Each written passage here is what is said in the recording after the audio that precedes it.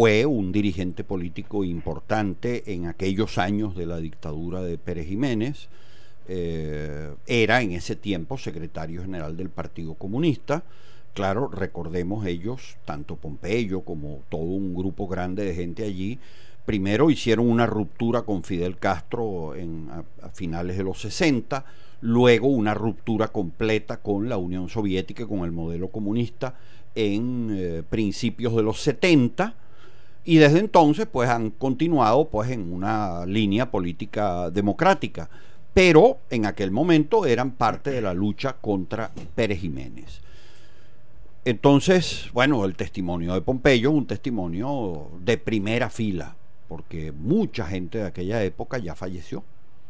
Entonces, vamos a escucharlo. Escuchemos entonces la entrevista que Damián le hizo el miércoles a Pompeyo Márquez y que reproducimos para ustedes. Tenemos con nosotros hoy a Pompeyo Márquez, alguien que significa mucho en la historia contemporánea de Venezuela, y muy a propósito de este 59 aniversario del 23 de enero de 1958 que acabamos de vivir, porque la experiencia de lo que ocurrió con la caída del dictador Pérez Jiménez y todo lo que significó ese 23 de enero tiene relevancia hoy también para Venezuela. Pompeyo, quisiéramos que nos contaras un poco cómo era la situación en ese enero de 1958, la situación de Venezuela, de los venezolanos y de la gente que luchaba contra la dictadura. ¿Cómo recibieron lo que estaba pasando? ¿Qué hicieron para provocar ese desenlace que fue la caída del dictador?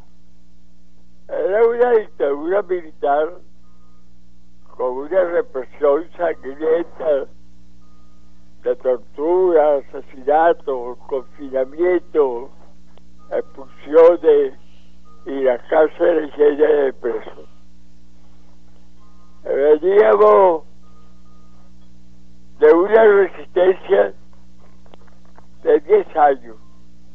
Así que el 23 de enero hay que verlo como la victoria de esa resistencia, no como que salió de la nada, no, fue un fruto de muchas luchas, con errores y con victorias tan clamorosas como la del 30 de noviembre de 1952, que por el hecho de no haber habido unidad, Pérez Jiménez dio el golpe del 2 de diciembre y subió al país en la más horrenda represión, y eso paralizó prácticamente a las fuerzas oposicionistas desde 1952 al 2 de diciembre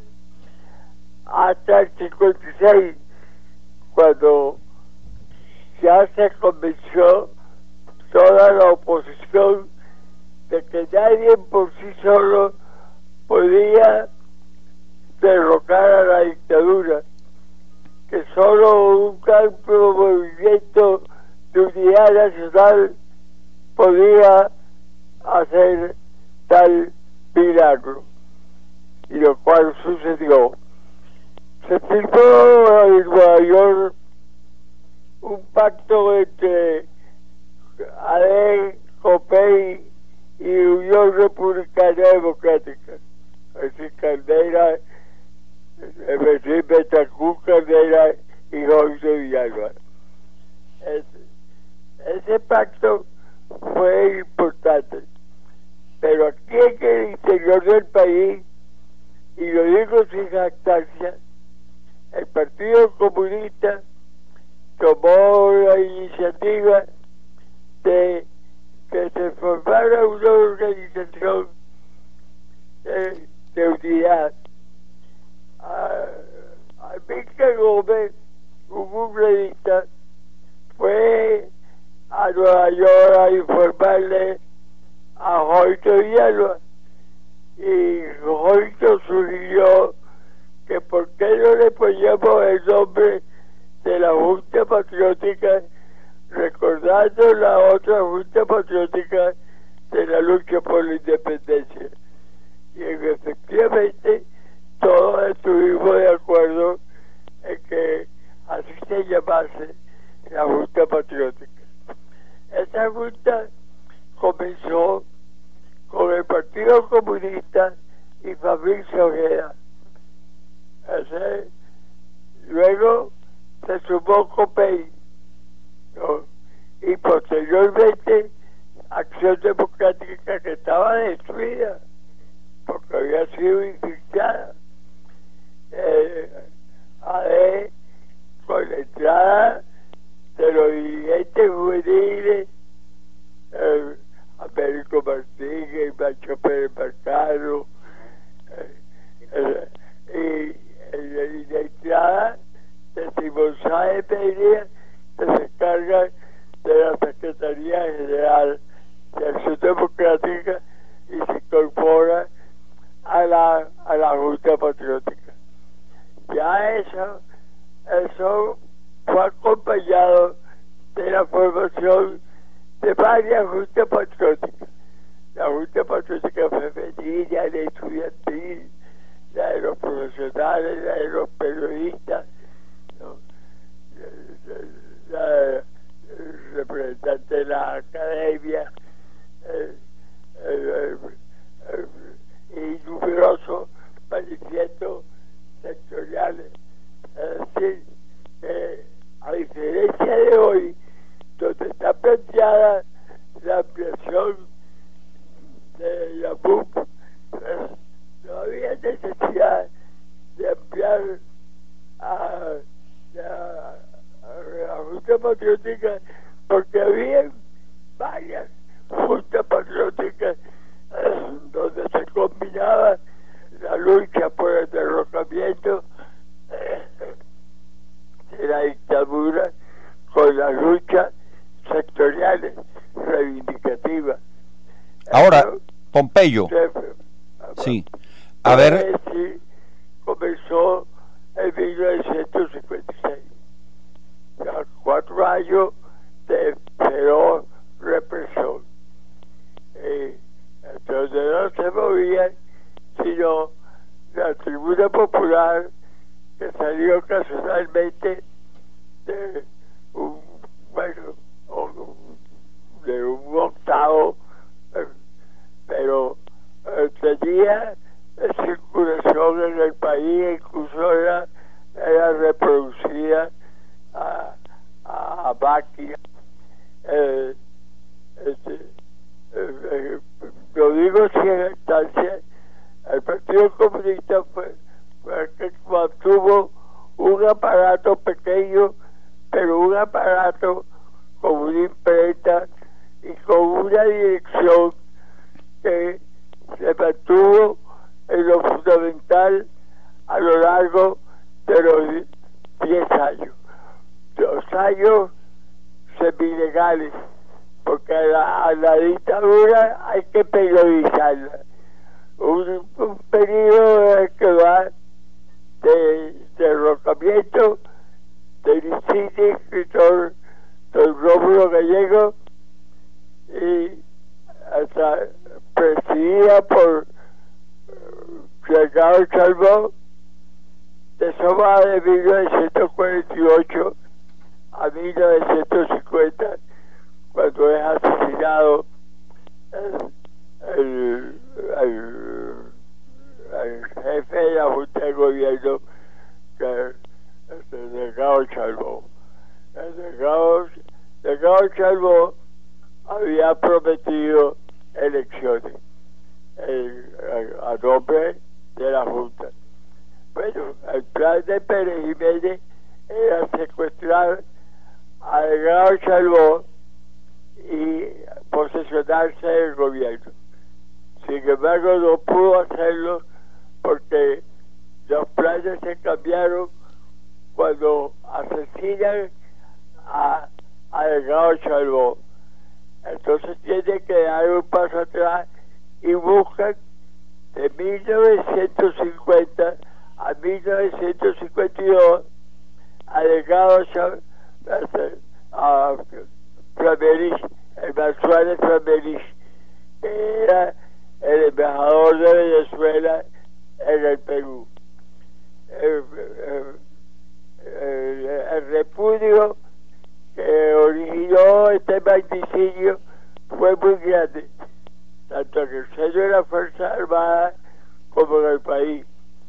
Y eso permite entonces que Suárez Framerich llame a elecciones para cumplir con los ofrecimientos de Delgado Chalbó. Esas elecciones son históricas.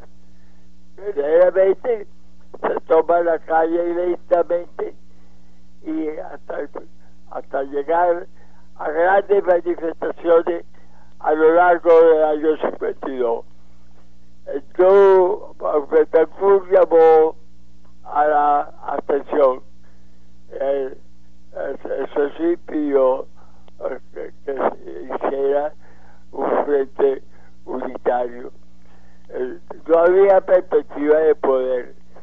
No se pensaba que se le iba a ganar a la dictadura. Caldera y Jovito, junto con Mario Briceño Iragorri y el Partido Comunista de la clandestinidad, deciden participar en dichas elecciones. Y se logra una victoria clamorosa. Pero no había unidad y no había, como dije antes, perspectiva de poder. Eso significa entonces que Pérez Jiménez facilita su golpe de Estado del 2 de diciembre y expulsa a toda la dirección de URD y se desata una represión sangrienta que inmovilizó durante un tiempo a la oposición. Hay un hecho significativo de la iglesia, que fue la pastoral de Monseñor Arias el 1 de mayo de 1957. Ya se habían establecido esos contactos a los que había hecho mención y se forma la Junta Patriótica y Pérez Jiménez, temeroso de lo que pasó en 1952, cambia la elección presidencial por un plebiscito y nosotros llamamos entonces toda la fuerza en forma unánime a la abstención. Se celebra el plebiscito y por supuesto es manipulado fraudulentamente por el dictador que canta la victoria. Bueno, efectivamente, ustedes están escuchando la conversación que logramos sostener con Pompeyo Márquez. Hay que recordar, por supuesto, primero que el audio no puede ser perfecto por las propias condiciones del entrevistado, tiene 95 años de edad. Pero además tenemos desde hace varios días una situación en la emisora de interferencia que no se ha podido hasta ahora resolver, que no es culpa de la emisora, es culpa de otra emisora que, bueno, cuya señal se mete así como de ladito, pues, para decirlo de alguna manera gráfica, y crea un ruido a la señal de pentagrama. Uno no sabe cuál es la intención de todo esto, pero bueno, en fin, eso hace que se dificulte un poco, pero creo que vale la pena de todos modos el testimonio. Y fíjense que Pompeyo nos va explicando cómo sucedieron algunos hechos y tiene importancia ver, por ejemplo, eso. En el 52 se pone de acuerdo la mayor parte de la oposición alrededor de la candidatura de Jovito Villalba y le ganan las elecciones a Pérez Jiménez. Y Pérez Jiménez entonces saca al consejo electoral que habían nombrado y se proclama él ganador, y agarra a Jovito Villalba, lo monta en un avión y lo expulsa del país. Y bueno, no solo a Jovito, a él y a otros dirigentes políticos. Y entonces de ahí en adelante establece directamente la dictadura, que hasta ese momento estaba un tanto disfrazada.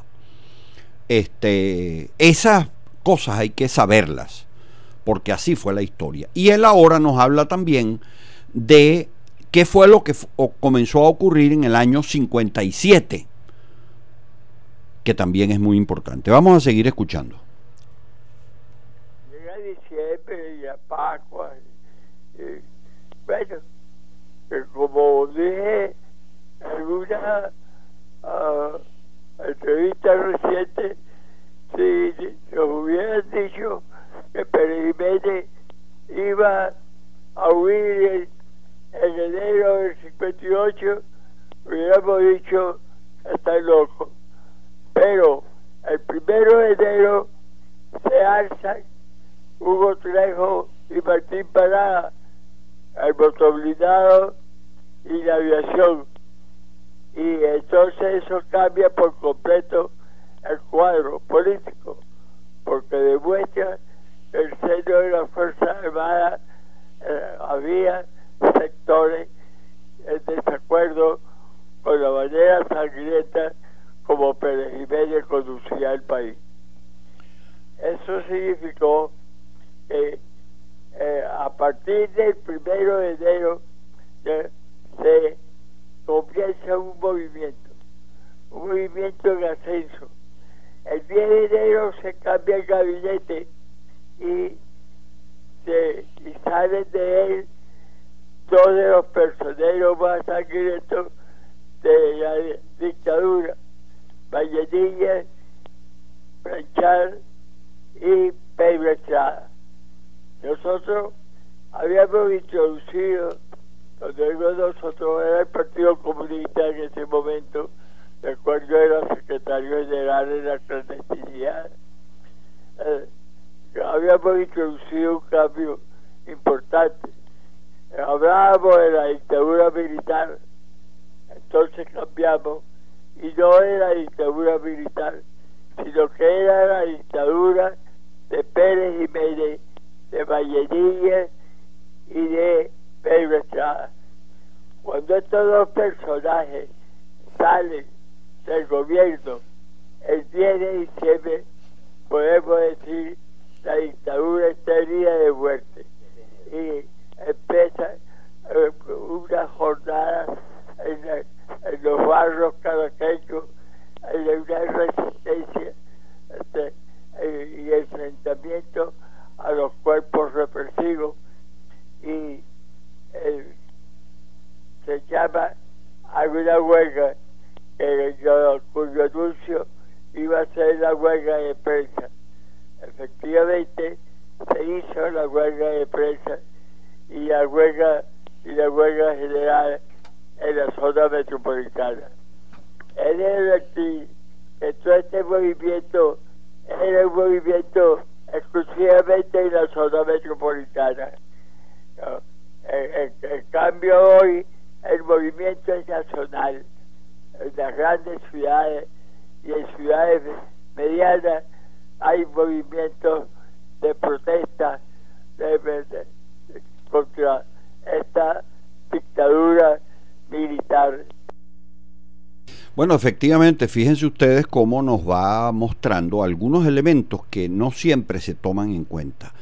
Cuando el coronel Hugo Trejo hace aquel alzamiento del 1 de enero y pone unos aviones a sobrevolar Caracas, incluso lanza una metralla sobre el Palacio de Miraflores, eso disparó una sensación. No había unanimidad en las Fuerzas Armadas con la dictadura sangrienta, pero eso había sido precedido a su vez por la huelga universitaria, por una cantidad de protestas de calle, de movilizaciones, etcétera, la clausura de la Universidad Central, la prisión de muchos dirigentes y la conformación de la Junta Patriótica. Y todo eso le dio contexto a que aquellos militares que estaban en desacuerdo con algunas cosas que ocurriera, pudieran manifestar eso con un alzamiento. Si no, no lo hubieran hecho. Si no hubiera existido la Junta Patriótica, no lo hubieran hecho. Y esos son momentos claves de los cuales hay que aprender.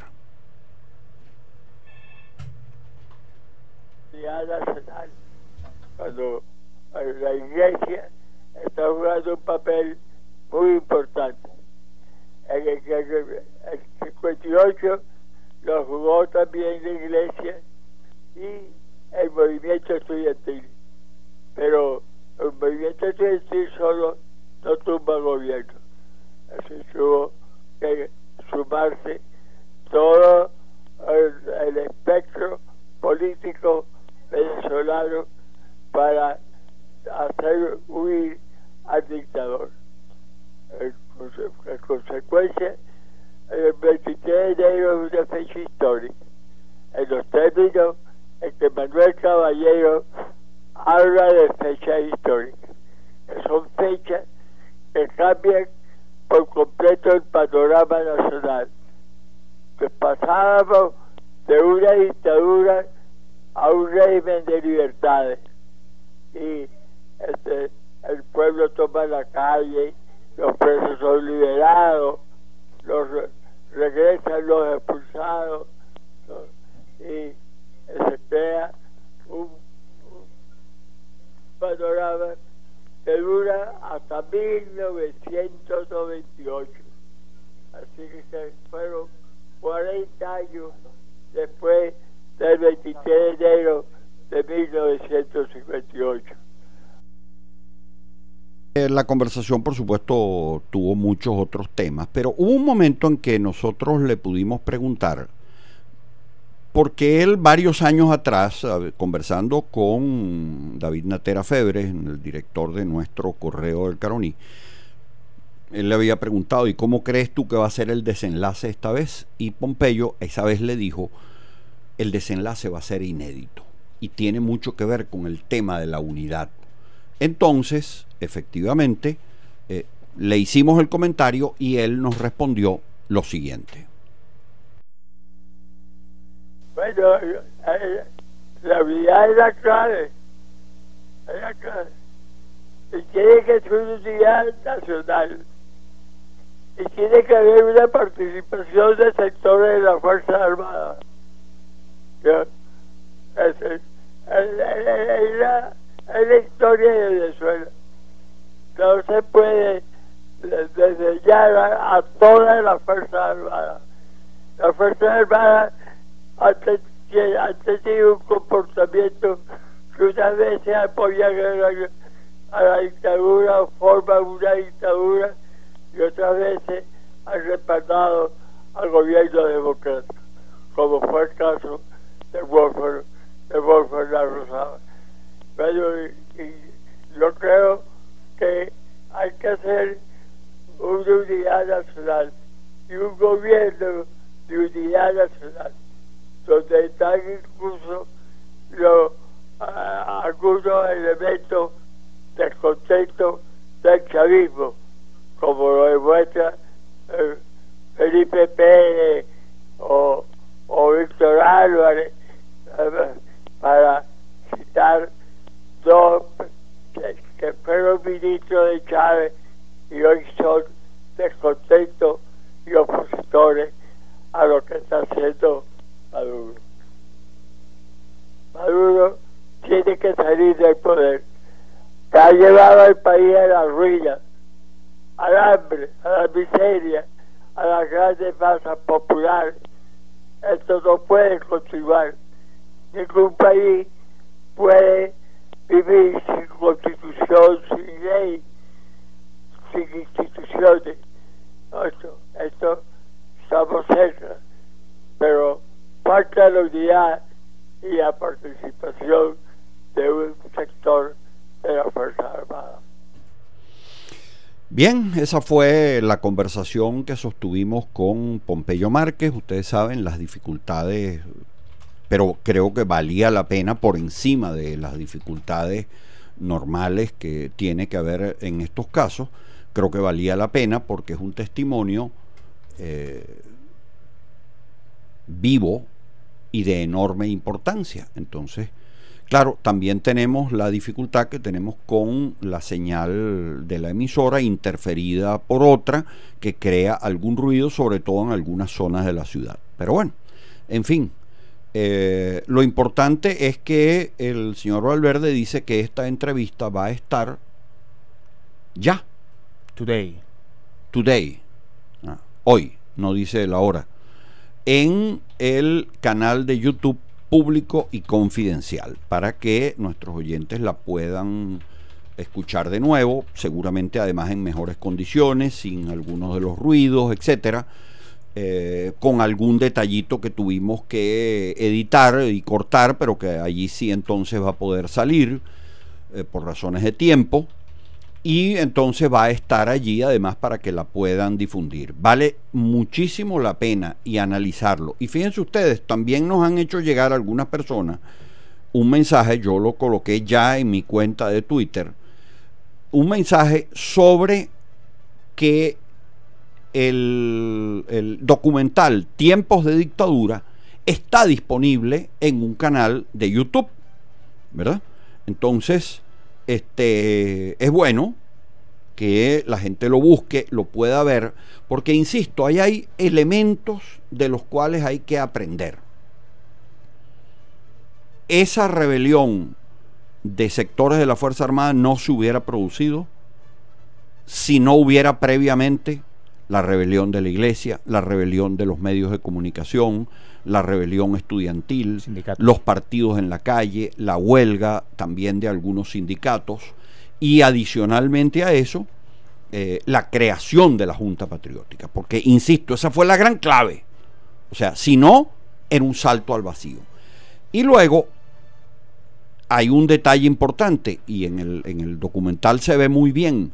Pérez Jiménez, cuando se le alza la escuela militar, hay quien le dice: vamos a aplacar ese alzamiento a sangre y fuego, y es donde él dice: no, que va.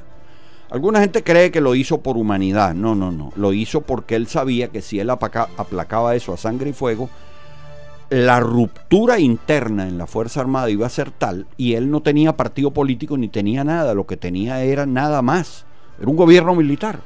Entonces, imponer la dictadura, y él no era tampoco un tipo nada valiente, ¿no? Él era valiente mientras tenía todo el poder para atropellar, para torturar, para mandar a asesinar, pero él no era un tipo valiente. Entonces agarró unas cuantas maletas llenas de dólares. En esa época no había internet ni transacciones bancarias internacionales por esa vía. Agarró unas maletas llenas de todos los dólares que había en Miraflores, se fue para la Carlota y se montó con familiares y algunos panas y tal, y dejó a los demás abandonados. A los que le servían para cometer tropelías los dejó tirados ahí en el abandono. Y se montó en la vaca sagrada, que así era como el pueblo llamaba al avión presidencial, y se fue. Pero se le quedó una maleta, en el apuro y en la cosa le quedó una maleta. La maleta la encontraron y eso sirvió para el juicio por corrupción que luego se le hizo. Bueno, cosas de las que hay que aprender. Se nos termina el tiempo de esta parte del programa. En momentos volvemos para el final.